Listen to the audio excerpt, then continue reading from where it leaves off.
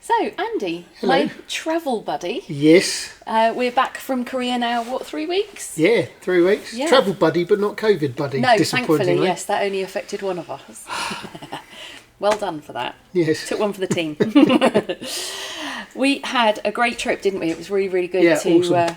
catch up with Ericsson LG and all of our global compatriots. Is that the right word? Yeah, colleagues, family. Yeah. Something like that. Ecosystem. Any of the above. So it's been a little while since we've done one of these updates. Quite a lot going on at the moment in our portfolio. So we thought it would be a really good opportunity to give everyone a bit of an update on what's happening. What are the key messages you brought away from our fabulous trip? Key message. I think key lesson: never sit on a 13-hour flight in front of 2 rows of people coughing and sneezing. What about sitting next to me? Would you do that again? Only when we've got the leg room. And I'm not by the window. I think for me, the key thing overall that came away is, well, there's a number of things actually. I think there's how strong the roadmap's looking. Yeah. You know, the fact that we're already talking in a lot of detail about September, October 2024 Cloud 7 and, you know, kind of also beyond that as well. So it's really positive, the fact that we've got these conversations going on and we've got some really good visibility of products and developments. Mm-hmm. And I think API as well was clearly, like, you know, one of the main things that they were talking about. And for us as well, I think we've had a number of conversations since we've been back. It's that sort of wider arching, you know, the overarching conversation about API. It's not just product, you know. There's a load of stuff that they're talking about, as you know, around the cloud portal and how we might be able to automate ordering processes and all that kind of stuff going forward. So I think for me, those are the two things: really strong roadmap, and the fact that there's so much focus and attention being put on API going forward to drive the product onto the next level, really. And it felt like to me as well that there was a lot of synergy in the group. And I think historically, if we went back a few years, that probably was very different. I think every country had very, very different priorities in terms of what they would have wanted from Ericsson LG, whereas it felt like largely we were all kind of aligned on what the highest priority projects should be. And that should only really strengthen and speed up the process of getting the things that are going to affect the UK market. Yeah, for sure. Us. Yeah, absolutely. Yeah, really good. So we've had a bit of a busy period. Tell us about what we've delivered recently. So I was only thinking about this morning, actually. I think if you go all the way back to really the end of last year, I think for me, you know, we've dropped the PCI product into the channel, which is slowly starting to gather pace. So that was a really important thing for us to close out last year. Just do a quick reminder for us. What does that? So our PCI product, elevator pitch. Elevator pitch. So it's really about, you know, where we've got our customers talking to their end user customers who need to be able to take safe card payments over the phone, really. So it's exciting for us because I think when you start delving into the world of PCI, it's a massive opportunity. Yeah. You know, it doesn't matter whether you're a small single site 2-man band taking payments over the phone or a huge insurance company. You know, PCI, as we've both seen from the work that we've been doing, is being clamped down on. I'll just adjust that for your notes, shall I? The notes was just about to cut off, just so everybody knows. So PCI. I think the fact that you know, we've got that product now in the portfolio is huge because it enables us to go and help our partners hit a huge number of opportunities. So that was important for us. Then we started the year on a high as well. So we've obviously had previous to January, we had iPECS Cloud Mobile, which been around for a couple of years, went through a few iterations, you know, sort of slow burner, I think is probably the fairest way to talk about that. January came, we rebranded, we relaunched, so we've now got the Anywhere product. We brought the eSIMs in with that product, and it's another service product on the cloud platform that we've seen slowly start to gather that momentum over the last 6 months. And really open up those opportunities around, you know, mobile workers, frontline workers, finance, where people were doing deals over the phone, and need to be able to extend all that core cloud functionality around call recording. Yep. So that was a big one. And then I think that recently, beginning of June, yes, losing track of time, beginning of June, we've launched Contact for iPECS Cloud, which is supported by our friends at Dactella. Yep. And that was another big tick in the box for us, really. We desperately needed a full-blown contact / call centre, potato. And, it took us a while to get there. But I think it was clear from the early days of working with Dactella that product was going to tick all of the key boxes we needed it to tick. Mm. So, kind of riding a bit of a wave, I think, at the moment in terms of some of the really positive stuff that we've done up until now. Yeah. So we've really got a portfolio building where we can continue to deliver something simple, cost-effective to a user migrating to cloud. Mm. Lots and lots of applications tightly integrated into the portfolio with some unique features and functionality building into analytics. Yep. And through to add-on products that are going to keep adding really good revenue and also help our customers to go back to their existing customers to upsell them new functionality, new things where they may have historically re-signed a new on-prem phone system, that kind of thing. I think, we've spoken a lot in the last few weeks about attach rate and I think there's never been in the time that I've been working with the cloud portfolio, which is just over 5 years now. That's gone quickly, by the way. But I think certainly in the time that I've been working with the cloud portfolio, there's never been a better time in terms of how strong the attach elements to the core. Yeah. So huge really good opportunity. And it's only getting better because we've got lots and lots of exciting stuff coming along in the next few months. Yes. So that takes us on to what's coming next. Right. So I think let's deal with the smaller but no less important launches first. So I think a lot of the people watching this video will have already been engaged in conversations with our account managers around API, seeing what's going on on that basis. So we've obviously been working with the guys at CoSoft for a while now in terms of developing applications and proof of concepts, I think, around the iPECS 1 API that exists in the platform. So, during sort of August and then into the early part of September, we're hoping to launch our first 3 products that will be based around the API. So we've got Engage, which is the web chat function. So that'll enable end user customers to be able to drop web chat into their websites and kind of wrap that into the whole customer service, customer care approach. And then we've got Connect, and there's 2 versions of Connect. So Connect is the product that's heavily based on the iPECS 1 API. Okay. So it's kind of, if you think about taking all the functions and features that sit within the iPECS 1 product, but then wrapping them into another sort of look and feel. So the 2 opportunities, should I say, we've had initially have been around integration of Outlook calendar functionality. So when somebody's status updates, it's pulling through information from the Outlook calendar as well. Yeah. And the other opportunity we've had, shall I just do your notes for you again?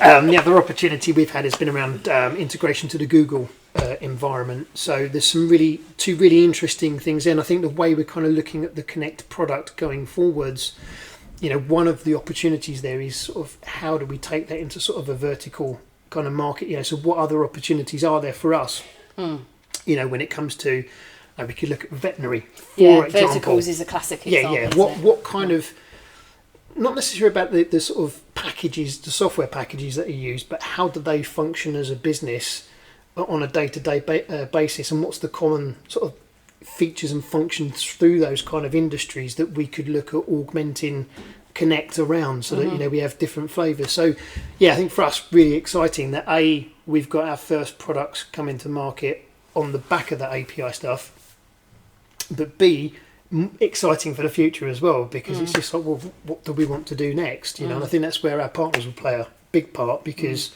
the conversations they have with our account managers, with us, will help sort of drive the direction of that as well. And we've got a great relationship, as you know, with CoSoft, and those guys are just seemingly able to work some real magic at the moment. So that's really important for us. I think actually it's worth just touching at this point, because I think when people have maybe worked with APIs before, or they've heard about them and maybe not know fully exactly what happens. I guess there's a number of different ways to look at it. You know, you could use an API where maybe a customer's got their own in-house developers that they could utilise the API to create their own integration. It might be that our partners have got their own capability in-house to be able to develop that integration. But for those partners that don't have that, that's where our partnership with CoSoft and the X Labs kind of community that we're building will enable our partners to have the conversations with their end users, identify the need for customization and bespoke integration, and engage with CoSoft to be able to deliver that. I completely agree, and I think it gives us two distinct routes to market. You know, I think we've chosen to sort of work with somebody initially just to sort of test the water, understand what we're capable of producing around these APIs, and kind of have off-the-shelf boxed products that we can take to our partners.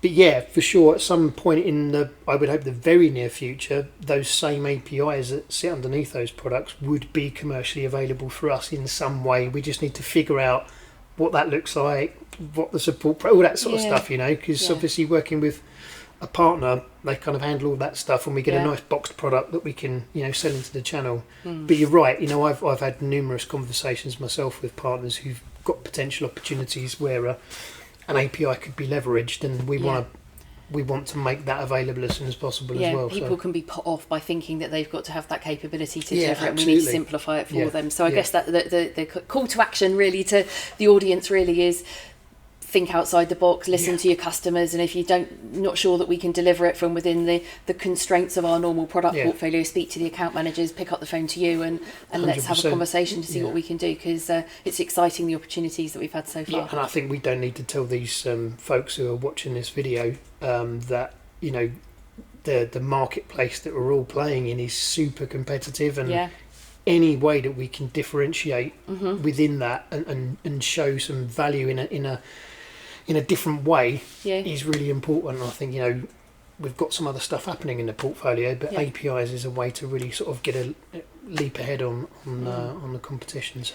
And actually, just touching on it before we move on, because we've already touched on Contact. Yeah.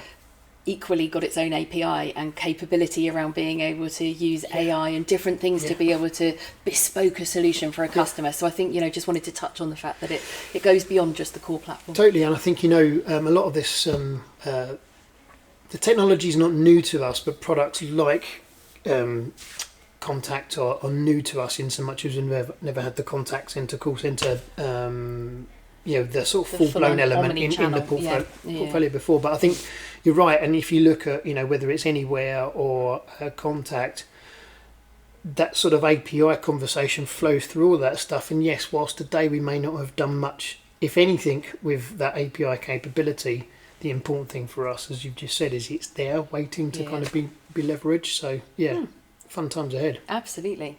But moving a bit closer to home, into our kind of core portfolio, the big one, Cloud 6, which is the next big thing on our agenda. So what's coming?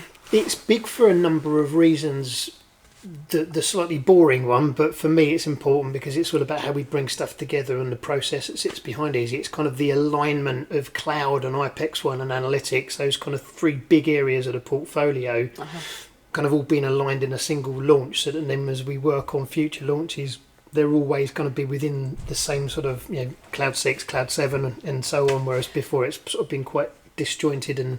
But it's the real advantage of us having an end-to-end solution. Yes, exactly. It's having everything under one roof from Ericsson LG. It's that tightness of the integration and now the alignment of all of the features and functionality and development going forward. But it's a big, it's a major launch anyway. It's 6.0, so they tend to be bigger. But this is quite monumental for us in many ways, purely because, you know, like if you look at iPECS 1, it's not just feature upgrades, of which there are a number. It's the whole new user interface, which we got to see when we was out in Korea. So they've massively changed it. It looks really fresh, really nice. Then you wrap into that, you know, there's the even more ACD functionality coming into the product.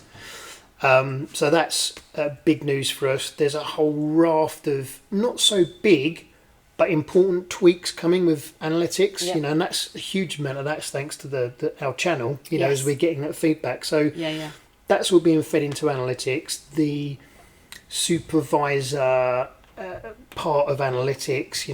They're building more voice, call control stuff into that. Yeah. So being able to monitor. So properly being able to take control Yes, of a exactly. queue Of a and queue. agents and understand how the call flow can happen. Yeah. So it's bridging that gap between where analytics is today and where a customer might need contact. It's filling that gap even further. Totally, isn't it, totally. And I think that's the important thing here. We've bought the contact product into the portfolio for a reason, that there is demand, there is a requirement for full-blown, formal, multi-channel, omni-channel contact centre out there. But there's equally a demand out there for smaller, sorry, that's wrong, it's not necessarily smaller customers, but those customers that are still doing customer service but maybe don't need all of those channels. Yeah. And I think when you look at the cloud portfolio, Yeah. without stuff like that, you've got analytics, iPECS 1 and the core features of cloud. Yeah. Already today we can do a lot of that kind of good informal contact centre stuff. You then look at what's coming in Cloud 6, sort of late September, early October. It just makes that even stronger. So absolutely closes the gap for us. Yeah.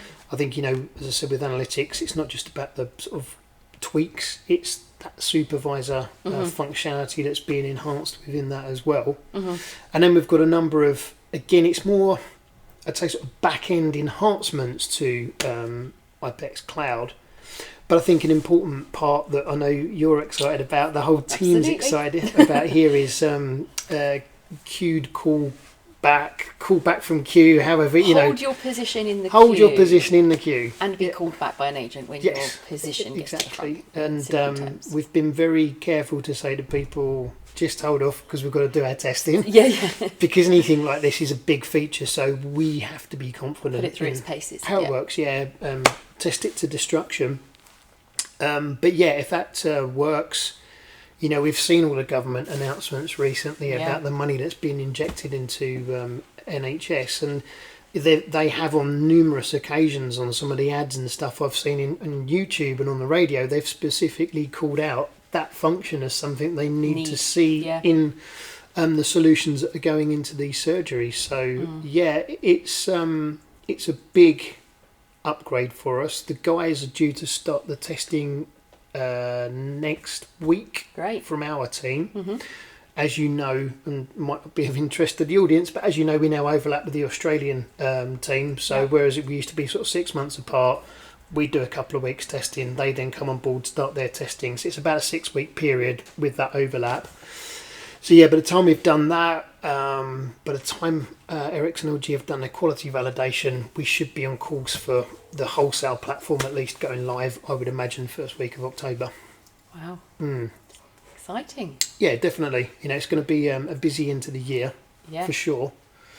And then, no sooner is Cloud 6 done than I'm sure we'll be fully into prep for Cloud 7 following in sort of September, October next year. But I think, it's an important point to maybe reiterate to our customers is keep those feature requests coming in. We can't, unfortunately, I can't take a feature request in today and promise it will be delivered on the platform in 4 weeks, as much as we'd all love to do that. But, I think our partners need to understand the fact that we can sit here and be excited about a great launch is only because of the feedback that we get from the partners. It's that they're selling the product, they're out there on the coalface, as we like to say, and they're driving this product forward. So just keep those requests coming in, really. Absolutely, definitely. So busy few months ahead then. Always. Plate. I told you before, I'm a professional plate spinner, as are you. They're just different colour plates. Exactly. That's 2023 pretty much buttoned up, and then I'm sure we've got, when we do this again in a few months' time, I'm hoping we'll have some updates around the Anywhere platform. Obviously, that was one we missed, actually, the Volti stuff coming to the Anywhere platform. So I think someone's just dropped a cup, don't you? Is that definitely a cup in the kitchen? Kitchen's next door. We should have one of those red lights like they used to have on the radio station. I'm sure they still do with recording or on air or whatever it is. We've got Volti just been launched for the Anywhere platform. So I'm sure there'll be some more stuff that we'll be able to talk around on the Anywhere service going forwards. And then, once we get into 2024, we know there's a strong roadmap. So there'll be more stuff happening. And I'm sure there'll be some interesting new products on the roadmap at some point. We don't know what they are until they happen. So, busy, but good, Great. exciting. Fabulous. Well, thank you for that update. I've just noticed you're wearing the shoes that the last time I saw were wet after you had a little dunk in the river in Chris. I'm glad they survived. As did you after your bout of COVID. I told you it was a fishing technique which I picked up whilst in the wilds. No, I did. I fell off the bridge. But I lived to tell the tale. Well, it's been really good to catch up and help everyone else understand everything we learned when we had our little trip to Korea a few weeks back, and look forward to seeing it all delivered. Don't be a stranger.